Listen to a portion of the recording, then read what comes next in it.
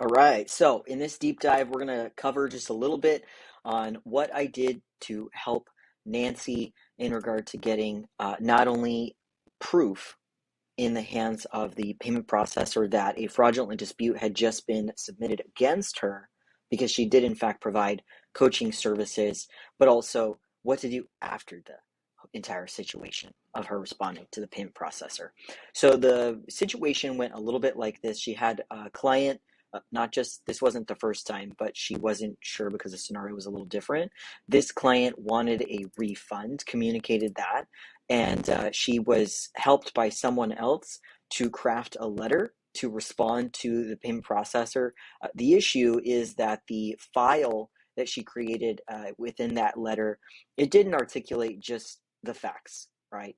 And so we need to make sure that because the payment processor, when you do have a dispute filed against you and you need to respond in a timely manner, that it is just the facts. It is straight and, straight and simple. It doesn't go into feelings or like this person, didn't show up to calls, and like you have to present evidence basically and keep it as short and simple, because in the event that you did meet with this person and yes, sure, you would share links to the Zoom calls to present that evidence, it's very unlikely that the payment processor is in fact going to take the time to go watch all of these sessions, go watch all of these recordings. But the fact that you have the evidence to present in your favor will validate that you provided your deliverables, or you serviced that client, or you fulfilled on XYZ, whatever it is for your scenario.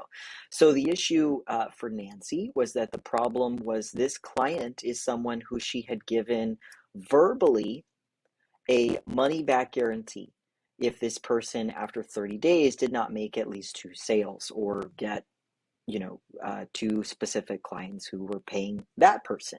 So the condition was that that person, her client, Nancy, needed to do the work. Now, this is a little bit of a relative situation, because what does it mean to do the work, right? Unless it says explicitly stipulations that you expect or need or require of the client. Like maybe you need that person to show up on X number of group coaching calls. Maybe you need that person to adhere to what you have set in the first 4 weeks of a trajectory or a Gantt chart, or etc. Right? You've just got to be very specific.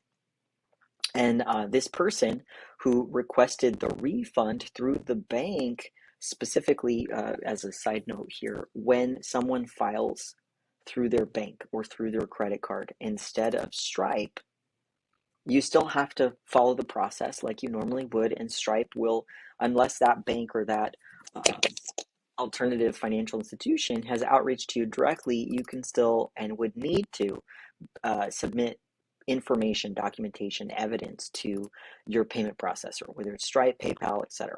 So it's no surprise that Stripe took the money, because their intention is to find a solution. They are over here, at the top of the umbrella. They're just hanging out until you come to a conclusion, and everybody has to have a resolution, be on the same page of whatever the outcome is. And so because of that scenario, Nancy having written that document, that letter, in order to convey, hey, this was a fraudulent claim, and also here's what I did do in order to support this person, because they did not do the work, but I did provide my services on this date, this date, and this date, whatever that looks like, right? I went ahead and sent Nancy a loom that was highlighting just that. What are the expectations or criteria? Now, for yourself in this specific kind of scenario, there is a possibility that either you have a contract or you have had some sort of agreement or something in writing. Maybe you didn't, right? And that's the whole reason why you're in this course. But hopefully you did have something in writing. And if you did have something in writing and you were tracking everything, great. Then don't be emotional, don't be reactive.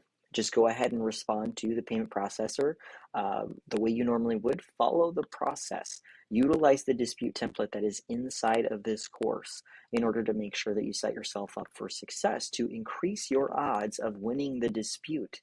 Because it's just about you following the process and making sure that you have the evidence and all of the information to present your side of things, that you did deliver service. Now, with that said, before we get to the conclusion of how things panned out for Nancy, one thing to know about Nancy that I discovered after her and I had talked back and forth regarding this situation was that she communicated to this client a guarantee that apparently the guarantee was not in writing. The guarantee was not in the contract. Now, hopefully, you don't make that same mistake.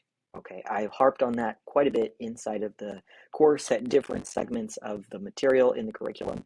And it is plain and simple. Whatever you communicate, your promise, your expectations, the outcome, result, etc., and stipulations for both parties, not just your client, but also for yourself, it should be 100% in writing. And when it's not, you're not only doing yourself a disservice, but you're also doing that client a disservice. It is important that ethically you are following through with whatever you are marketing, or you are communicating that those are not, your earnings disclaimer style. You are not saying or guaranteeing a set revenue, a set quota, a set, etc., whatever the outcome might be. Or if you are, then what does that look like, and what is necessary on the part or behalf of the other party, your client, that you are servicing, and what is necessary for them to fulfill in order for you to be able to deliver fully to the maximum extent for them to have that outcome, right? And so everything should definitely be in writing. Unfortunately, because this is something Nancy did not do in this scenario, she learned not to do that again, right? Because of this outcome and my feedback. But because that was the situation for Nancy, there was a possibility that split down the middle, Nancy might not win this case specifically.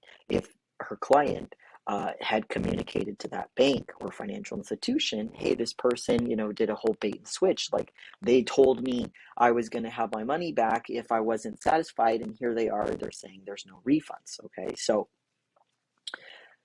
thankfully, Nancy has since updated her policies and her contract and agreement information, but this is something that definitely wasn't taken care of during that time frame when Nancy was evaluating, hey, this person didn't do the work, and so that's why it's not fair that I give the money back.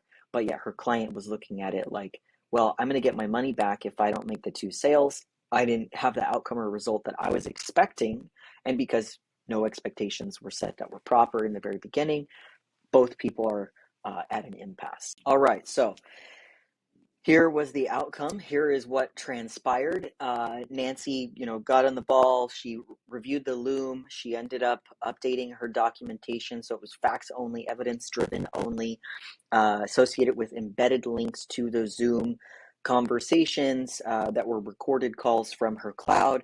She also embedded links to the documentation associated with, here is an example of us having a conversation from start to finish via the DMs, etc., where XYZ client approached me, indicated to me she needed help, and then of course I proposed that we work together, and she was completely aware of the situation and fully consenting. So in a nutshell, Nancy got on the ball, updated all of those things, and I gave her feedback to make sure that she updated, with a minor tweak to the content that she was submitting as evidence, where therefore this chargeback or dispute claims fraudulent. So that is covered inside of the curriculum, where you would create a letter for your dispute template to respond to the payment processor.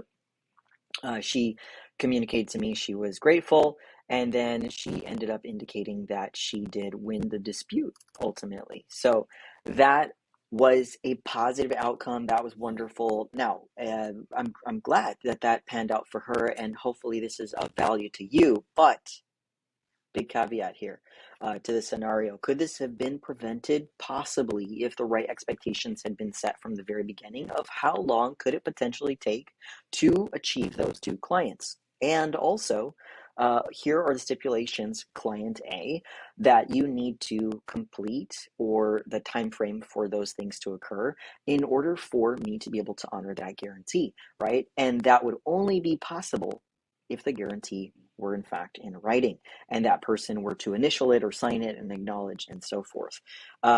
So even though you can very likely win a dispute hands down with just reinforcing what is only in black and white, what only is something that the individual client, etc., who is filing the dispute or chargeback, that they signed, it doesn't necessarily make it right. You, as the entrepreneur or contractor, coach, consultant, etc., should absolutely be honoring what's in writing and make that match your marketing. And if you're not, then that needs to be updated 100%, because we always make sure that we are leading with integrity, because people buy from people, and this is about the relationship ultimately.